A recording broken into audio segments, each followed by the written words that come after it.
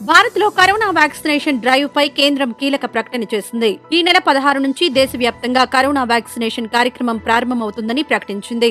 గతంలో ప్రకటించిన విధంగానే ముందుగా హెల్త్ కేర్ వర్కర్లు, ఫ్రంట్ లైన్ వర్కర్లకు వ్యాక్సిన్ ఇస్తామని వెల్లడించింది. వ్యాక్సినేషన్ ప్రక్రియ సజావుగా సాగేందుకు అనుసరించాల్సిన వ్యూహంపై ప్రధాని మోడీ ఉన్నతాధికారులతో, ఐసీఎంఆర్, ఇతర సంస్థల ప్రతినిధులతో సమీక్ష నిర్వహించారు. భారత్ లో కరోనా వ్యాక్సిన్ పంపిణీ కార్యక్రమం ఈ నెల 16న ప్రారంభం కానుంది. దేశంలోని అన్ని రాష్ట్రాలు, కేంద్రపాలిత ప్రాంతాల్లో ఒకేసారి ఈ కార్యక్రమం ప్రారంభించేలా కేంద్రం షెడ్యూల్ సిద్ధం చేసింది.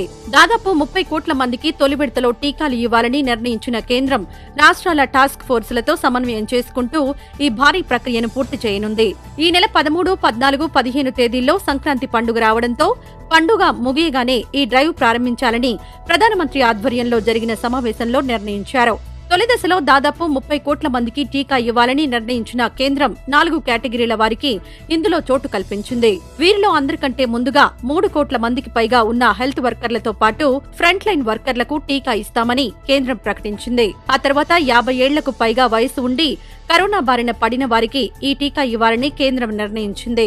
ఆ తర్వాత 50 ఏళ్లలోపు ఉండి కరోనా బారిన పడి ఇతర తీవ్ర ఆరోగ్య సమస్యలతో బాధపడుతున్న వారికి కూడా టీకా ఇవ్వనున్నారు. ఫ్రంట్ లైన్ వర్కర్లలో పోలీసులు, వైద్యులు, ఇతర ఆరోగ్య సిబ్బంది కూడా ఉన్నారు. భారత్ లో తయారైన 2 వ్యాక్సిన్లు కోవిషీల్డ్, కోవాక్సిన్లను ప్రస్తుతానికి సేకరించి కరోనా బాధితులకు అందించాలని కేంద్రం నిర్ణయించింది. పూణేకు చెందిన సీరం ఇన్స్టిట్యూట్, హైదరాబాద్ కు చెందిన భారత్ బయోటెక్ తయారు చేసిన కోవాక్సిన్ టీకాలను కేంద్రం సేకరించి పంపిణీ కోసం రాష్ట్రాలు, కేంద్ర పాలిత ప్రాంతాలకు పంపబోతోంది.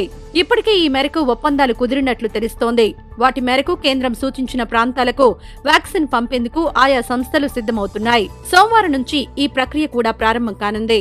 ఈ నెల 16న కరోనా వ్యాక్సినేషన్ కార్యక్రమం ప్రారంభించేందుకు వీలుగా కేంద్రం ఇప్పటికే 2 సార్లు డ్రై రన్ నిర్వహించింది.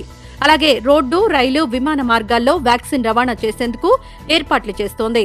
తక్కువ సమయంలో వ్యాక్సిన్ రవాణాతో పాటు దాన్ని నిల్వ చేయడానికి అవసరమైన ఏర్పాట్లను రాష్ట్ర ప్రభుత్వాలు చేస్తున్నాయి. దీంతో టీకాను సరైన సమయంలో అందించేందుకు టాస్క్ ఫోర్సుల సహాయంతో కేంద్రం సమన్వయం చేయబోతోంది. ఈ ఏడాది ఆగస్టు వరకు ఈ వ్యాక్సినేషన్ కార్యక్రమం నిరంతరాయంగా కొనసాగే అవకాశం ఉంది. రాష్ట్రాల టాస్క్ ఫోర్సులకు ఈ మేరకు కేంద్రం షెడ్యూల్ కూడా పంపినట్లు తెలుస్తోంది. తెలంగాణ రాష్ట్రంలో తొలి విడతలో 80 లక్షల మందికి టీకా అందించనున్నారు. సోమవారం లేదా మంగళవారాల్లో రాష్ట్రానికి వ్యాక్సిన్లు చేరుకుంటాయని అధికారులు అంచనా వేస్తున్నారు. వ్యాక్సిన్లు వేసేందుకు 800కు పైగా కేంద్రాల్లో ఇప్పటికే ఏర్పాట్లు చేశారు. ఒక్కో కేంద్రంలో రోజుకు 100 నుంచి 150 మందికి టీకాలు వేసి వారం రోజుల్లో ఈ ప్రక్రియను పూర్తి చేయాలని ప్రభుత్వం లక్ష్యంగా పెట్టుకుంది. ఇక తొలి విడతలో టీకా అందించే 50 ఏండ్ల పైబడిన వారిని గుర్తించేందుకు 2021 జనవరి 1వ తేదీన కటాఫ్ తేదీగా పరిగణించనున్నారు. అంటే 1971 జనవరి 1కి ముందు జన్మించిన వారు మాత్రమే ఈ కేటగిరీలోకి వస్తారు. భారత్ బయోటెక్ కరోనా వ్యాక్సిన్ విషయంలో మరో ముందడుగు వేసింది. కోవిడ్-19 మహమ్మారి కట్టడికి త్వరలో నాజల్ వ్యాక్సిన్ ను తీసుకురానున్నట్లు ప్రకటించింది.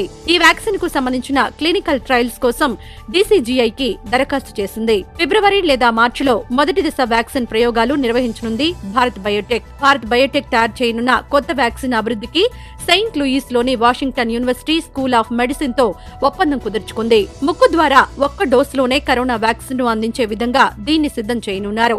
ముక్కు ద్వారా అందించే వ్యాక్సిన్ పై భారత్, యుఎస్ లో ఇప్పటికే నిర్వహించిన ప్రీ క్లినికల్ ప్రయోగాలు విజయవంతమయ్యాయి.